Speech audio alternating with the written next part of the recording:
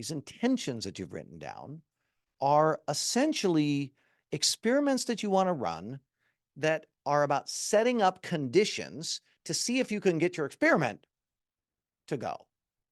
But it's really about conditions. So one of those conditions is your mental, emotional, spiritual state.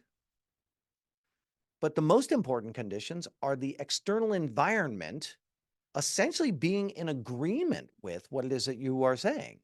If I say that I want to make $100,000 every single month, but I don't have a system in place to have that occur, the chances of that occurring are like fractions and fractions and fractions of a percent. If I say I want $100,000 a month and then I work to optimize and create a set of circumstances in the environment so that the $100,000 starts coming, well, now the probability goes way, way up. The interesting way to think about it is that you are the goal manifesting. So whatever you wrote down on your page is actually working to come into being.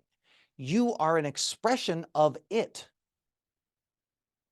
So the goal is coming into being by by creation.